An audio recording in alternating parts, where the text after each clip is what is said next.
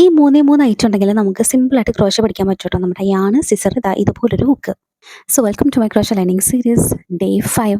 So ഇന്ന് നമ്മൾ ചെയ്യാൻ പോകുന്നത് മാജിക് സർക്കിളാണ് കേട്ടോ. മാജിക് സർക്കിൾ നമുക്ക് പല രീതിയിൽ ചെയ്യാം കേട്ടോ. ഇത് ഒരു മെത്തേഡ് മാത്രമാണ്. ദാ ഇതുപോലെ യാണ് ചുറ്റാട്ടോ. ഒരു എൻഡ് ക്രോസ് ആയിട്ട് ദാ ഇതുപോലെ വർക്കിംഗ് യാണ് 2 വിരലിൽ കൂടെ ഇറക്കിയിട്ട് ഒന്ന് ക്രോസ് ആയിട്ട് അപ്പുറത്തെ, അതായത് നമ്മുടെ റിംഗ് ഫിംഗർ കൊണ്ടൊന്ന് ഹോൾഡ് ചെയ്ത് വെക്കുക. എന്നിട്ട് നമ്മുടെ ഹുക്സ് എടുക്കുക. ആ ഒരു ഹുക്ക് ഇതാ ഇതിൻ്റെ രണ്ടിനും ഇടയിലായിട്ടുണ്ട്, ഈ 2 യാണിൻ്റെ ഇടയിലായിട്ട് ഒന്ന് ഇറക്കിയിട്ട് ഒന്ന് വലിച്ചു കൊടുക്കുക. അപ്പോൾ ഒരു റൗണ്ട് കിട്ടും.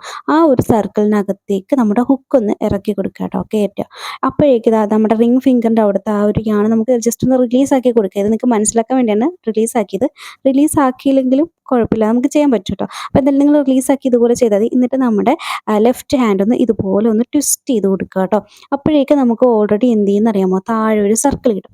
ആ സർക്കിളാണ് നമ്മുടെ മാജിക് സർക്കിൾ. നമ്മൾ കുറേ വർക്കുകൾ ചെയ്യുമ്പോൾ ഈ ഒരു സർക്കിളിനകത്ത് മാത്രമായിട്ട് നമ്മൾ വർക്കുകൾ ചെയ്യാറുണ്ട് കേട്ടോ.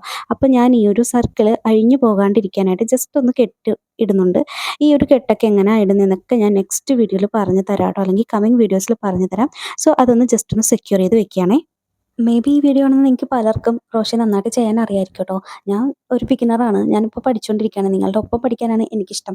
So anyway let's learn. എൻ്റെ വീഡിയോ കണ്ട് ഇൻസ്പയർഡ് ആയി ക്രോഷേ സ്റ്റാർട്ട് ചെയ്ത ആരെങ്കിലും ഉണ്ടെങ്കിൽ താഴെ കമൻറ്റ് ആക്കണേ. ബൈ.